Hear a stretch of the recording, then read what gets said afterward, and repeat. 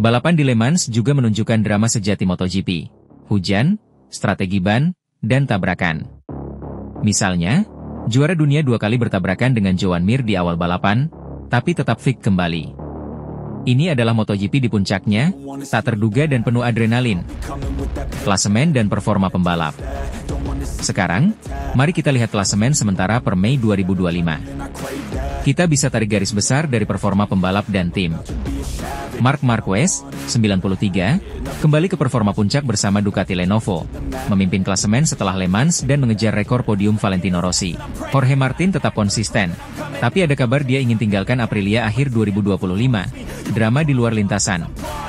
Johann Zarco jadi kejutan besar, membuktikan LCR Honda punya potensi meski Honda masih berjuang setelah kehilangan Repsol. Yamaha menunjukkan tanda-tanda kebangkitan berkat Quartararo dan kerja keras tim di tes privat. Sementara itu, Pedro Acosta di KTM mulai menunjukkan bakatnya sebagai bintang masa depan, dan Fermin Aldeguer di Gresini perlahan menyesuaikan diri dengan kelas Premier. Musim 2025 adalah puncak persaingan di dunia balap motor. FIM menggelar kelas Premier ke-77. Tahun ini, MotoGP membuka musim di Thailand pada 2 Maret, sebuah langkah bersejarah, dan akan ditutup di Valencia. Kalender sementara menampilkan kembalinya Grand Prix Argentina, Valencia, dan Republik Ceko, serta debut perdana di Hungaria di sirkuit Balaton Park, pertama kalinya sejak 1992. Semua tim menggunakan ban Michelin, tapi ada perubahan besar di garasi tim. Repsol mengakhiri kerja sama 30 tahun dengan Honda, digantikan Castrol sebagai sponsor utama. Prima Pramac beralih dari Ducati ke Yamaha dalam kesepakatan 7 tahun. Sementara Red Bull Gas Tech 3 kembali ke nama Tech 3 KTM dengan motor spesifikasi pabrik. Bagian serunya, Fermin Aldeguer naik ke tim pabrikan Ducati bersama Gresini, menggantikan Marc Marquez yang pindah ke Ducati Lenovo. Pedro Acosta dipromosikan ke Red Bull KTM Factory Racing. Sementara Aleix Espargaro mengumumkan pensiun dari balapan penuh waktu setelah musim 2024. Dan juara dunia 2024, Jorge Martin, tetap jadi sorotan dengan performa konsisten bersama Aprilia. Sekarang, mari kita ke lintasan. Hingga Mei 2025, kita sudah melewati 6 putaran, dan tiap balapan punya cerita sendiri. Mari kita soroti beberapa momen kunci. Grand Prix Thailand, pembuka musim-musim dimulai dengan ledakan. Jorge Martin, sang juara bertahan, menunjukkan kelasnya dengan start kuat, tapi Francesco Bagnaia, juara dunia sebelumnya, mencuri perhatian di balapan utama.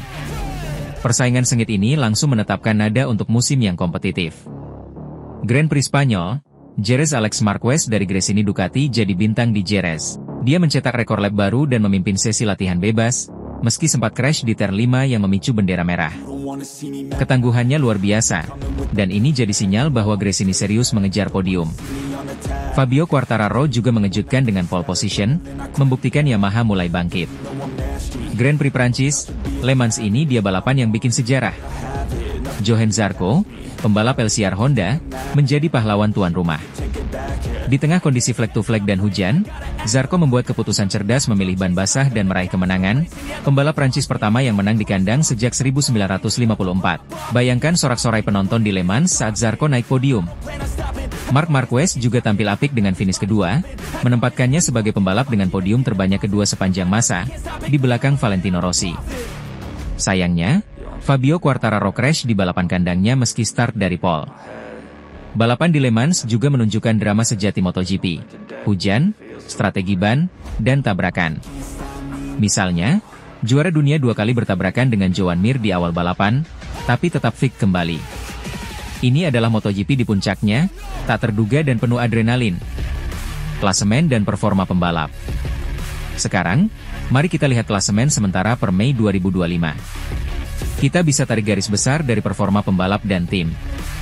Marc Marquez, 93, kembali ke performa puncak bersama Ducati Lenovo, memimpin klasemen setelah Le Mans dan mengejar rekor podium Valentino Rossi. Jorge Martin tetap konsisten, tapi ada kabar dia ingin tinggalkan Aprilia akhir 2025. Drama di luar lintasan.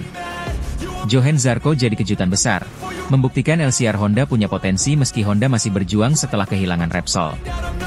Yamaha menunjukkan tanda-tanda kebangkitan berkat Quartararo dan kerja keras tim di tes privat. Sementara itu, Pedro Acosta di KTM mulai menunjukkan bakatnya sebagai bintang masa depan, dan Fermin Aldeguer di Gresini perlahan menyesuaikan diri dengan kelas Premier.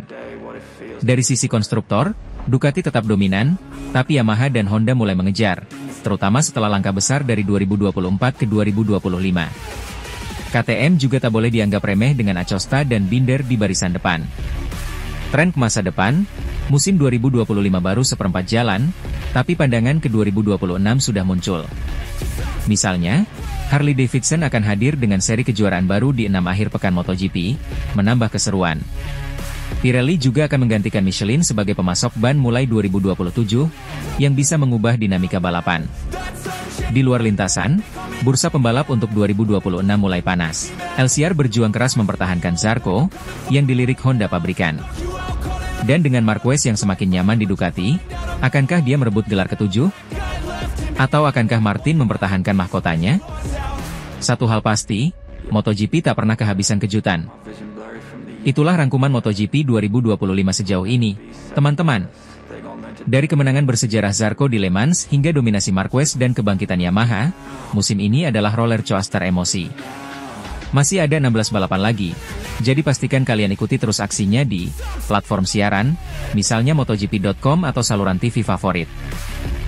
Apa pendapat kalian? Siapa favorit kalian untuk juara dunia tahun ini? Tulis di kolom komentar atau teriakan di media sosial. Sampai jumpa di lintasan berikutnya, dan tetap gaspol!